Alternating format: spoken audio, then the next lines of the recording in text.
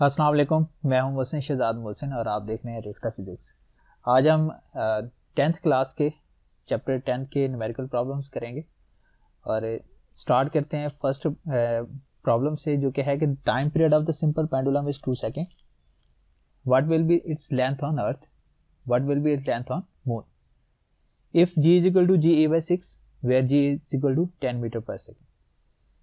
मतलब ये है कि एक सिंपल पेंडुलम का जो टाइम पीरियड है वो 2 सेकेंड है। तो उस पेंडुलम की लेंथ हमने अर्थ पे भी फाइंड करनी है और मून पे भी फाइंड करनी है, यानी अगर उससे पेंडुलम को हम मून पे लेके जाएं तो उस वक्त उसकी लेंथ क्या होगी। तो जी की जो वैल्यू होती है वो अर्थ पर होती है 10 मीटर पर सेकेंड स्क्वायर, जबकि मून पर होती है वो अर्थ के वैल्यू का 1/6 होती है, ठीक है, जो कि ऑलमोस्ट 1.62 बनती है। तो हम इन वैल्यूज को यूज करेंगे तो फाइंड करेंगे हम लेंथ को ऑन अर्थ एंड ऑन।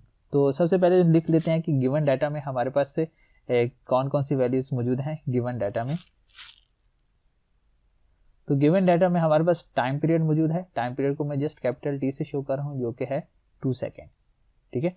और हमें जी की जो वैल्यू है, कौन सी जी की वैल्यू ऑन अर्थ, वो हमें पता है 10 मीटर पर सेकेंड स्क्वायर। और इसी तरह हमारे पास जो जी एम है उसकी वैल्यू भी हमें मालूम है, जो कि बनती है GE/6, मतलब कि 10/6, जो कि almost 1.62 metre per second square के इक्वल बनती है। तो टाइम पीरियड का जो हमारे पास फॉर्मूला होता है वो है T is equal to 2πL/G square root. तो ये टाइम पीरियड का फॉर्मूला होता है। अब इसी फॉर्मूले के अंदर हम वैल्यूज को यूज करेंगे, ठीक है। तो सबसे पहले ऑन अर्थ फाइंड करते हैं, टाइम पीरियड ऑन अर्थ। तो अर्थ पे वैल्यू फाइंड करने के लिए सबसे पहले हमें, क्योंकि लेंथ फाइंड करनी है और जी की वैल्यू हमें पता है, तो हम इस फार्मूले को थोड़ा सा चेंज करके लिखेंगे। मतलब कि हम यहाँ से एल को सेपरेट करेंगे और जो बाकी वैल्यूज हैं उनको एक साइड पे लेके जाएंगे। इसमें एल को सेपरेट कर लें, लेकिन अगर इस तरह से सॉल्व नहीं करना तो आप एल की वैल्यू बेशक पहले फाइंड कर लें और उसके बाद इसको सेपरेट कर लीजिएगा। तो मैं यहाँ से अगर सेपरेट किस तरह से करेंगे, दोनों तरह से अगर हम इसका स्क्वायर ले लेंगे तो ये बन जाएगा टाइम पीरियड का बनेगा स्क्वायर, और जबकि यहाँ पर बनेगा 4π स्क्वायर, ठीक है। और यहाँ बचेगा L/G। अब क्योंकि हम अर्थ पर फाइंड कर रहे हैं तो मैं इसको GE लिखूंगा। L is equal to T square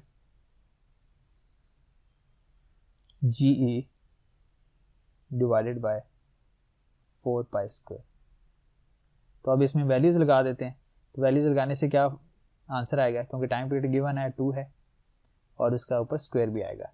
जी की वैल्यू हमें पता है कि अर्थ पर होती है 10 और 4π 3.14, ठीक है, 0.14, और फिर इसका ऊपर स्क्वायर भी आएगा।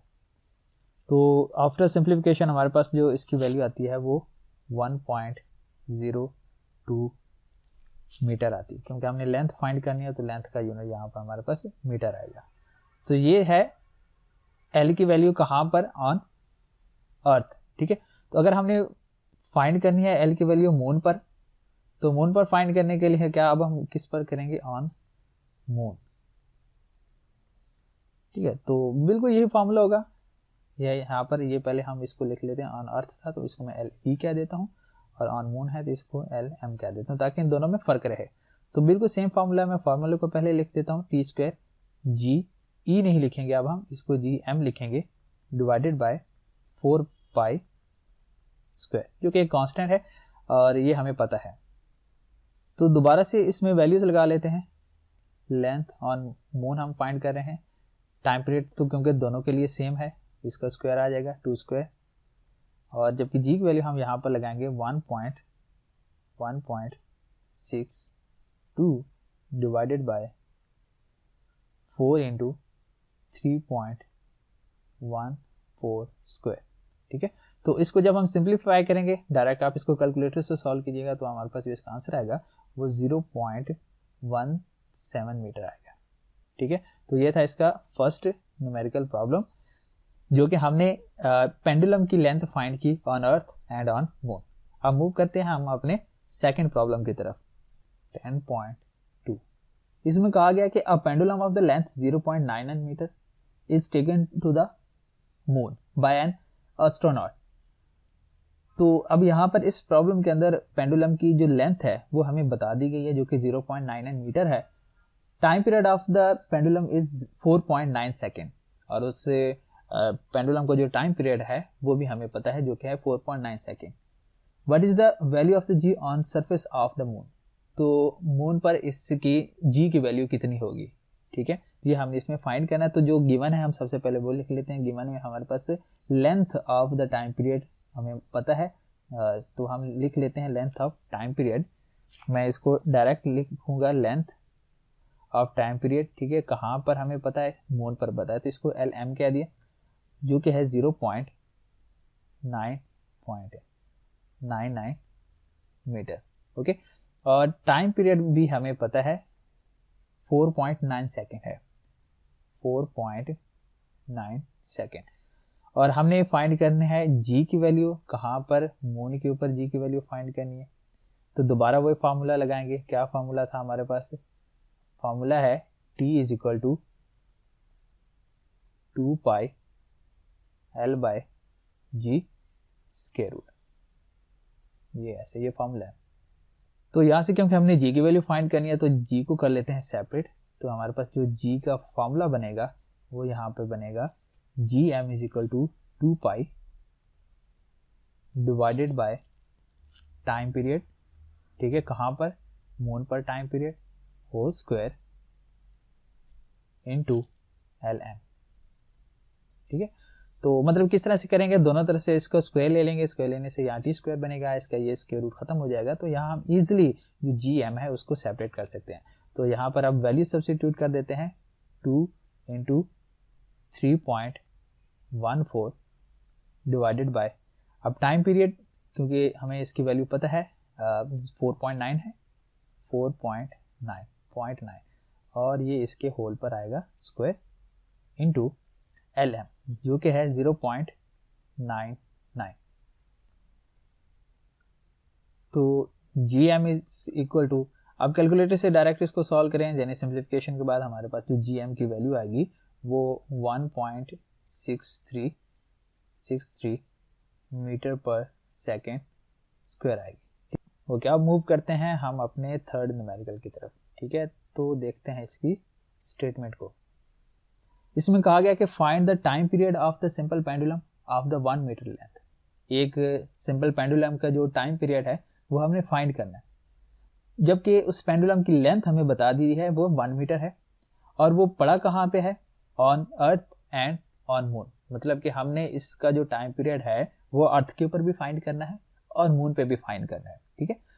Value of the G on the surface of the moon is 1/6, ये हमें पता है। तो जी की वैल्यू मून पर 1/6 होती है, ये मैं बार बार नहीं बताऊंगा, अब आपने इसको याद रख लेना है, क्योंकि अब हम इसको तीसरी दफा रिपीट कर रहे हैं और इससे पहले आप चैप्टर में भी इसको पढ़ के आए हैं। तो हमने क्या करना है, इसके टाइम पीरियड फाइंड करना है मून के ऊपर, और किस पर फाइंड करना है, अर्थ पर फाइंड करना है। तो चलिए इसको स्टार्ट करते हैं।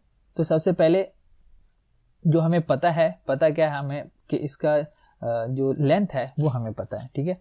तो लेंथ हमने फाइंड कर दी, जो कि है 1 मीटर, मतलब कि हमें इसको पता है, ये हमने फाइंड नहीं की, ऑलरेडी हमें पता है। और जी की वैल्यू हमें मालूम है। सबसे पहले मैं जी की वैल्यू ऑन मून की बात करूं तो ये बनता है 1/6, किसका 1/6 of the G on earth. और ऐसे ही हमें जी ई की वैल्यू भी मालूम है, जो कि 10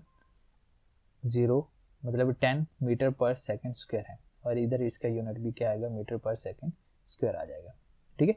तो टाइम पीरियड हमने इसमें फाइंड करना है, टाइम पीरियड को हम फाइंड करेंगे। टाइम पीरियड दो तरह के फाइंड करेंगे, time period on earth find करेंगे, और इसी तरह से हम टाइम पीरियड जो है ऑन मून फाइंड करेंगे, दोनों हमने फाइंड करना है। तो सबसे पहले फाइंड कर लेते हैं, डायरेक्ट फार्मूला लगा देंगे कि time period on earth is equal to 2 pi square root L by G, ठीक है। तो जी पर मतलब जी की वैल्यू भी हम वही लगाएंगे, अर्थ वाली लगाएंगे, क्योंकि हम अर्थ पर फाइंड कर रहे हैं, ठीक है। तो इसको आगे फर्दर सॉल्व करते हैं। तो टाइम पीरियड हम फाइंड करेंगे 2 इंटू 3.14 और जबकि लेंथ हमें पता है 1 मीटर, जी की value 10 metre per second square. ठीक है, तो इसको सिंप्लीफाई करते हैं। सिंप्लीफाई क्या करेंगे, 1/10 करेंगे, जो आंसर आएगा उसका स्क्वायर रूट ले लेंगे, फिर उसको इससे मल्टीप्लाई करेंगे। किससे मल्टीप्लाई करेंगे, 2 इंटू 3.14 से हम इसको मल्टीप्लाई कर देंगे। तो मल्टीप्लाई करने के बाद हमारे पास जो टाइम पीरियड ऑन अर्थ आएगा वो 2 सेकेंड आ जाएगा। ठीक है, अब इसी तरह से हम टाइम पीरियड फाइंड करेंगे, time period on moon find करेंगे। यही फॉर्मूला, बिल्कुल यही फॉर्मूला यूज करेंगे, बस एक ही इसमें डिफरेंस आएगा कि अब हम जो जी की वैल्यू है वो चेंज कर देंगे। ठीक है, जी की वैल्यू हम क्या लिख देंगे, जी एम लिख देंगे। तो टाइम पीरियड आएगा 2 पाई, एल की वैल्यू हम लिखेंगे 1, जबकि जी की वैल्यू अब हम क्या लिख देंगे 1.67। ठीक है, यानी अब जब हम इसको 10/6 करेंगे तो ये 1.67 आता है। और यहाँ पर असल में मैंने मिस्टेक कर दी, ये पाई की वैल्यू लगा देंगे। ठीक है ना, तो पाई की वैल्यू लगा देंगे जो कि 3.14 होती है। तो तब हम इसको जब सॉल्व करेंगे तो हमारे पास इसका आंसर 4.9 सेकेंड आएगा। ठीक है, तो जिस टाइम पीरियड जो हमने फाइंड किया ऑन अर्थ पर उसकी वैल्यू हमारे पास 2 सेकेंड आ रही है, और जो टाइम पीरियड हमने मून पे फाइंड किया उसकी वैल्यू 4.9 सेकेंड आ रही है। ठीक है, जबकि लेंथ हमारे पास 1 थी, तो यहाँ हमारे पास जो न्यूमेरिकल 3 है वो भी सॉल्व हो गया। ठीक है, तो मूव करते हैं अपने फोर्थ न्यूमेरिकल की तरफ, जो कि है यानी 10.4। A simple pendulum completes one vibration in 2 seconds. Calculate its length when g is equal to 10 metre per second square. तो यहाँ पर ये बता रहा है कि जो सिंपल पेंडुलम है वो अपने एक वाइब्रेशन 2 सेकेंड में कंप्लीट करता है।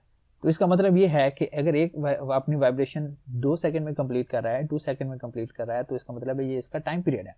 तो टाइम पीरियड हमारे पास आ रहा है इसका 2 सेकेंड आ रहा है। ठीक है, और हमने क्या करना है, इसके जो सिंपल पेंडुलम है उसकी लेंथ फाइंड करनी है। ठीक है, कैलकुलेट इस लेंथ, एल हमने फाइंड करनी है।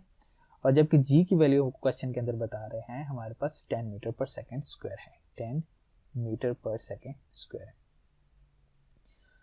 तो दोबारा से फॉर्मूला यूज करेंगे हम, T is equal to 2 pi L by G. ठीक है, बिल्कुल ऐसे ही न्यूमेरिकल हमने पहला न्यूमेरिकल सॉल्व किया था जिसमें से हमने एल को सेपरेट किया था। अभी दोबारा से हमने क्या करना है, इसी एल को ही सेपरेट करना है यहाँ से। तो एल को सेपरेट करने के लिए दोनों तरफ से स्क्वायर ले लेंगे। स्क्वायर लेने से हमारे पास ये वैल्यू बनेगी T square is equal to 4 pi square. ठीक है, और यहाँ क्या बचेगा, एल बाय जी। अब जी को उधर मल्टीप्लाई करते हैं और 4 पाई स्क्वायर को डिवाइड कर देंगे। तो एल किसके इक्वल आ जाएगा, एल इक्वल आ जाएगा हमारे पास T square G divided by 4 pi square. ठीक है, तो यहाँ पर अब हम इनकी वैल्यूज को सब्स्टिट्यूट कर देंगे। तो t मतलब टाइम पीरियड जो हमें पता है वो 2 स्क्वायर है, मतलब 4 आ जाएगा। g की वैल्यू है 10, चलो मैं यूनिट नहीं लिखता, डिवाइडेड बाय